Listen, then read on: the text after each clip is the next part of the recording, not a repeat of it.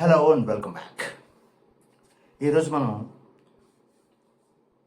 Finite ఫార్మ్స్లో మూడోది అంటే past tense form of the verb. గతంలో జరిగినటువంటి ఘటనలు లేదా మనం చేసిన పనులు, వీటి గురించి చెప్పేటప్పుడు మనం సాధారణంగా పాస్ట్ టెన్స్ ఫార్మ్ వాడుతూ ఉంటాం.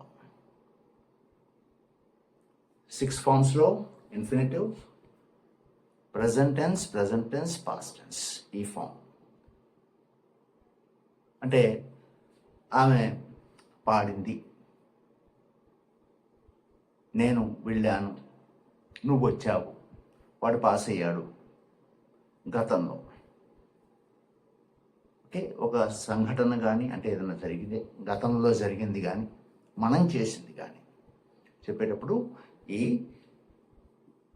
Third form of the infinitives past tense దాన్ని వాడదాం. దాని గురించి వివరంగా చర్చిద్దాం. గతంలో జరిగింది చెప్దాం, ఒకటి నెగటివ్ చెప్దాం, ఇంటరాగేటివ్ చెప్దాం. వెళ్ళాను, వెళ్ళలేదు, వెళ్ళానా, వచ్చింది, రాలేదు, వచ్చిందా. 3 ఈ క్లాస్లో చర్చిద్దాం. Let's go. Welcome back. ఈరోజు మనం ఈ క్లాస్లో పాస్ట్ టెన్స్ గురించి తెలుసుకుంటున్నాం. ఓకే, సో మనకు మామూలే 6 ఫార్మ్స్ రాసుకోవటం అనేది మన ఆనవాయితీ. రాద్దాం. ఇన్ఫినిటివ్,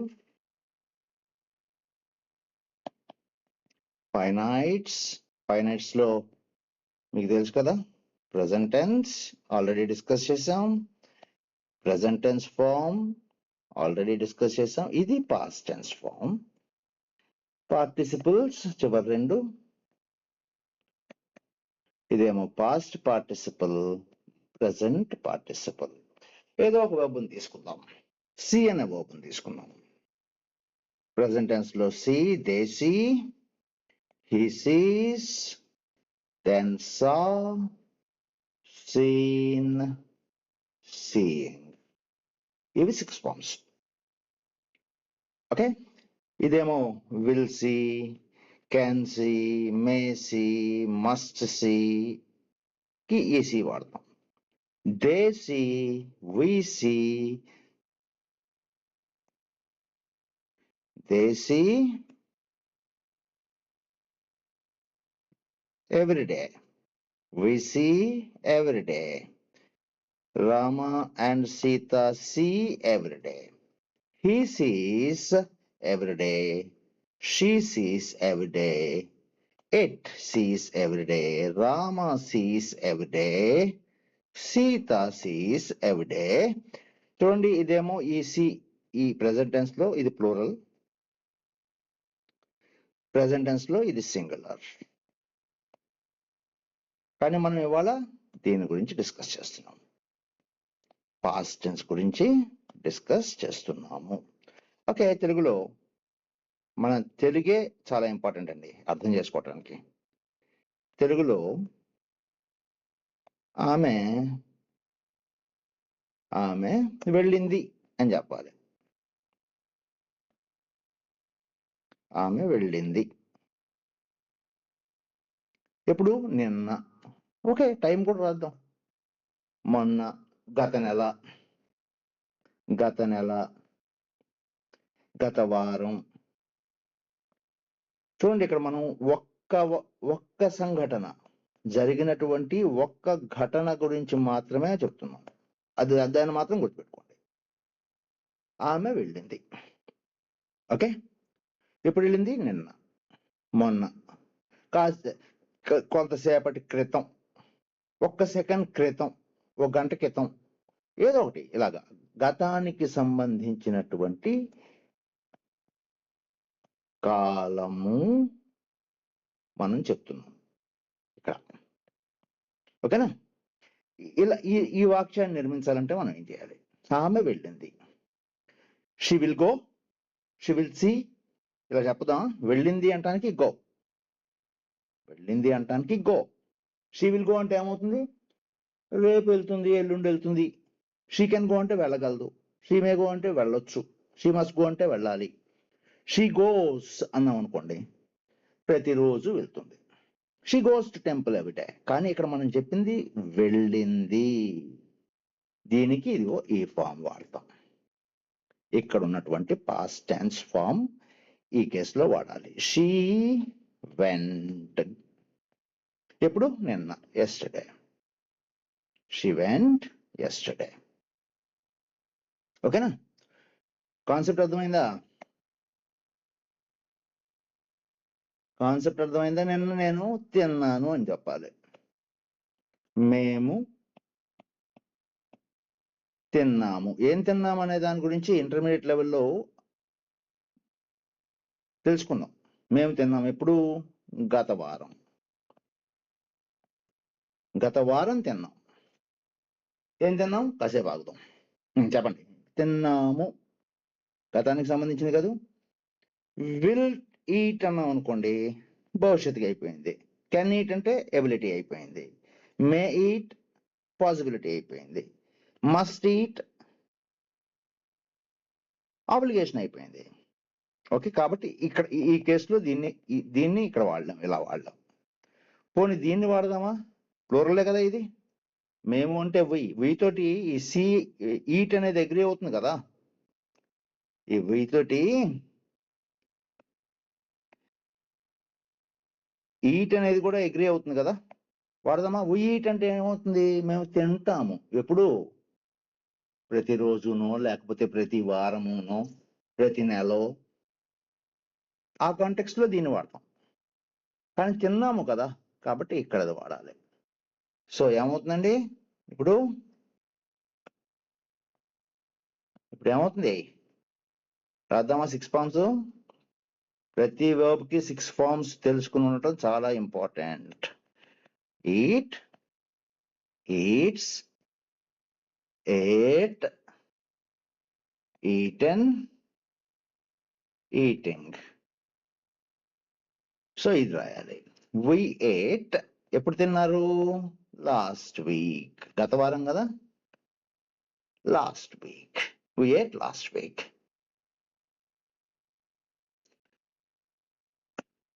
పాస్ అయ్యాను అని చెప్పాలి. నేను పాస్ అయ్యాను. ఎప్పుడు పాస్ అయ్యారు? 1995లో పాస్ అయ్యాను అని చెప్పాలి. 1995 అనేది గత కాలమేగా, ఈ రోజు దృష్ట్యా గతానికి సంబంధించిన కాలమే కదా. కాబట్టి మేము పాస్ అయ్యాము. పాస్ అయ్యాము. Pass, pass, passes, past, past, passing. Okay, మేము పాస్ అయ్యాము. చెప్పండి, ఏం చేద్దాం? ఇక్కడ రాయాలి. వి పాస్ట్ ఎప్పుడు? 1995లో. ఏం పాస్ అయ్యారు? తర్వాత చూద్దాం. ఏం పాస్ అయ్యారు? తర్వాత చూద్దాం. సో గతానికి సంబంధించినటువంటి ఏదైనా ఒక ఘటన కానీ, మనం చేసిన పని కానీ, వాటి గురించి మనం చెప్పేటప్పుడు ఇదిగోండి ఈ ఫామ్ని రాస్తాము.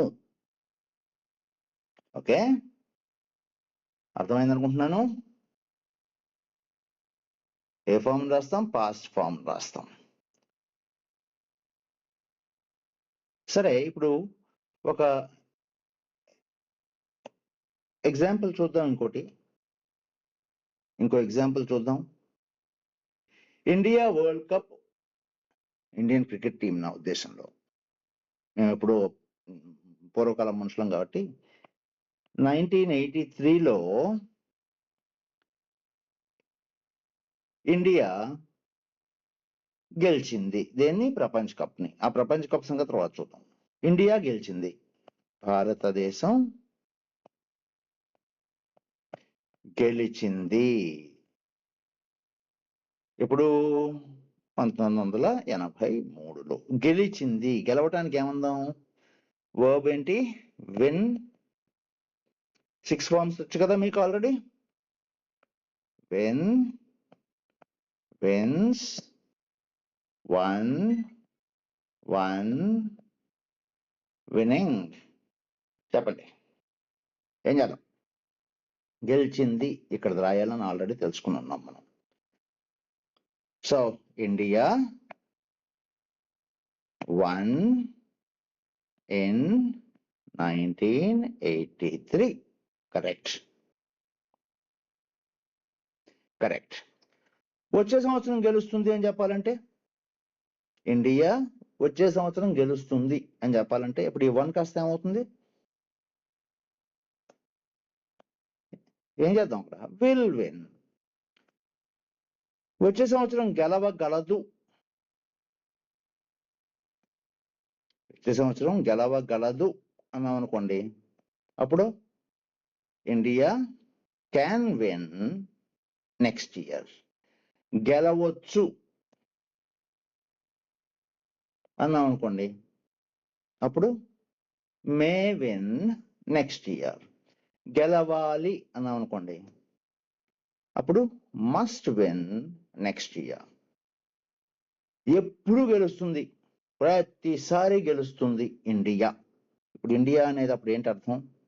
ఏకవచనం, బహువచనం? ఇండియా ఎప్పుడు గెలుస్తుంది. ఇండియా ఎప్పుడు గెలుస్తుంది. ఇదిగో ఈ రెండిట్లో ఏదో ఒకటి రాయాలి. ప్లూరల్ అయితే కనుక ఇది రాయాలి, సింగులర్ అయితే ఇది రాయాలి. ఏం చేద్దాం? ఇండియా ప్లూరలా, సింగులరా? సింగులర్. కాబట్టి ఇండియా విన్స్ ఎవ్రీ టైం. ప్రతిసారి గెలుస్తుందండి. కానీ ఇక్కడ మాత్రం 1983లో గెలిచింది 1. ఓకే, కాన్సెప్ట్ అర్థమైందా? ఇప్పుడు నెగటివ్స్ ఎలా ఫామ్ చేద్దామో తెలుసుకుందాం. మనం ఆల్రెడీ డిస్కస్ చేసాం నెగటివ్స్ గురించి. వర్బ్ స్ప్లిట్ అయి ఉందనుకోండి, అంటే రెండుగా ఉందనుకోండి, పార్ట్ 1 పార్ట్ 2 రెండు పార్ట్లుగా వర్బ్ ఉంటే చాలా ఈజీ. దాని మధ్యలో నాట్ పెట్టేయటమే. అంటే విల్ సింగ్ అని ఉంటే నెగటివ్ ఏమవుతుంది? విల్ నాట్ సింగ్ అవుతుంది. అప్పుడు ఇంటరాగేటివ్ ఏమవుతుంది? ఈ విల్ సింగ్ మధ్యలో సబ్జెక్ట్ పెట్టేస్తాం. Will he Singh. కెన్ కూడా అంతే, మే కూడా అంతే, మస్ట్ కూడా అంతే. ఆల్రెడీ మనకు తెలుసు ఆ విషయం. ప్రెసెంట్ టెన్స్ గురించి డిస్కస్ చేసేటప్పుడు వీటి విషయంలో ఏం చేసాం మనం? ఇప్పుడు గో అని ఉందనుకోండి, ఇది go, goes, vent, gone, going. Will go already ఇక్కడ ఉంటుంది కాబట్టి దాన్ని స్ప్లిట్ అయ్యే ఉంటుంది కాబట్టి దాని మధ్యలో పెట్టేస్తాం నాట్ ని లేదా సబ్జెక్ట్ ని. దీనికి ఏం చేసాం మనం? డూ ఫార్మ్స్ ని వాడుకున్నాం.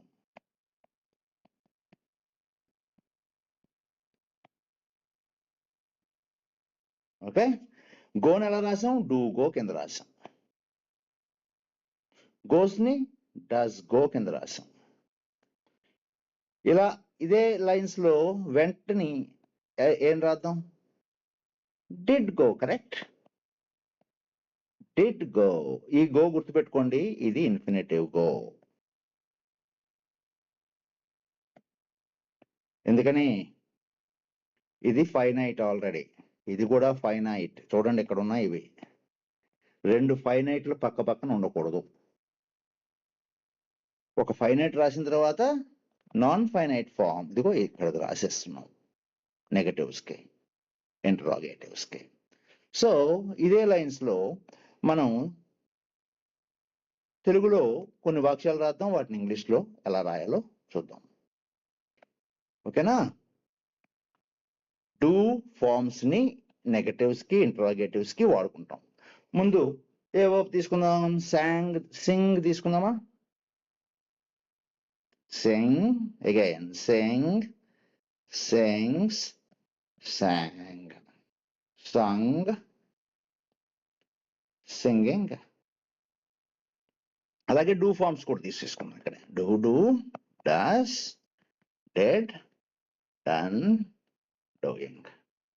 ఓకే, నా ఆమె బాగా పాడింది. ఆమె బాగా పాడింది. ఆమె పాడింది. దీని నెగటివ్ ఏంటి? ఆమె పాడలేదు. ఓకే, క్వశ్చన్ ఏంటి? ఆమె పాడిందా? ఇది క్వశ్చన్. ఓకే, ఆమె పాడింది అన్నాను. ఏం రాద్దాం? నిన్నో మొన్నో ఎప్పుడైతే అప్పుడు ఇక్కడ రాద్దామని తెలుసుకున్నాం కదా. She sang yesterday. ఓకే, ఇప్పుడు పాడలేదు, నెగిటివ్ రాయాలి మనం. నెగిటివ్ రాయాలంటే ఇక్కడ ఒకటే వర్బ్ ఉంది. sang not అని పెడితే కుదరదు కదా. దీన్ని మనం ఏం చేయాలి? విడగొట్టాలి రెండుగా.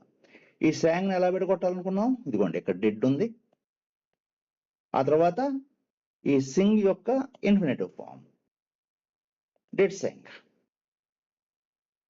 సో ఇప్పుడు నెగిటివ్ రాయడం తిరిగైపోయింది కదా. She did not sing yesterday. ఆమె పాడిందా? ఇదిగోండి, ఈ వర్బ్ డిడ్ సింగ్ కదా. డిడ్, సబ్జెక్ట్ అది she. Did she sing yesterday? Question mark. Did she sing yesterday? Yes, she sang yesterday. No, she did not sing yesterday. She did not sing yesterday. Okay? నేను నిన్న స్కూల్కి వచ్చాను, కాలేజీకి వచ్చాను. ఆమె వచ్చింది, వాడు వచ్చాడు. నిన్నొచ్చాడు. ఓకే, రాజు నిన్న వచ్చాడు అంటానికి ఏంటి? వర్బ్ కమ్ కదా. దీని నెగటివ్ ఏంటి? రాజు నిన్న రాలేదు. క్వశ్చన్ ఏంటి? రాజు నిన్న వచ్చాడా? ఇది క్వశ్చన్. వచ్చాడు అనడానికి ఇక్కడ రాయాలి. 6 ఫార్మ్స్ ఏంటో? 6 ఫార్మ్స్ ఏంటి కమ్కి? Come, come, comes, came, come, coming. So came రాయాలి. వాక్యం చెప్పండి ఇప్పుడు. Raju came yesterday. ఓకే, ఈ కేమ్ ని నెగటివ్ రాసేటప్పుడు ఏం చేసి ఎలా విడగొట్టాలి? డెడ్, ఈ డెడ్ రాయాలి. డెడ్ తర్వాత ఇన్ఫినిటివ్ ఫామ్ రాయాలి. So came should be split. అంటే దీన్ని ఎలా విడగొట్టాలి? Did come. Okay, so Raju negative చెప్పండి. Raju did not come yesterday. Okay, మళ్ళీ కేమ్ ఎలా విడగొట్టాలి? డెడ్ కమ్ కింద విడగొట్టాలి. తర్వాత క్వశ్చన్ రాయాలంటే ఏం చేయాలి? Dead Raju come yesterday. Did Raju come yesterday? Yes, Raju came yesterday. No, Raju did not come yesterday. మీకు తెలిసినటువంటి ఒక ఎక్సర్సైజ్ కింద చేయండి. 4-5 వాక్యాలని అన్ని విల్లు ఉపయోగించి ఒకవైపు తీసుకోండి, మొత్తం అన్నీ రాయండి. ఇప్పుడు మీరు నెక్స్ట్ క్లాస్ వచ్చి మొత్తం అంతా కూడా ఇప్పటిదాకా జరిగినవన్నీ కూడా ఒకసారి రీక్యాప్ చేస్తాను, రివైజ్ చేస్తాను అనుకోండి. మొత్తం రివైజ్ చేసి, రివైజ్ అంటే పూర్తిగా కాదు, రీక్యాపిచులేషన్ జస్ట్ పైన టచ్ చేస్తాను. కాన్సెప్ట్ మనసులో ఇవాళ కూడా చేశాను ఆ పని. మళ్ళీ పూర్తిగా అదే క్లాస్ అన్నమాట వచ్చే క్లాస్.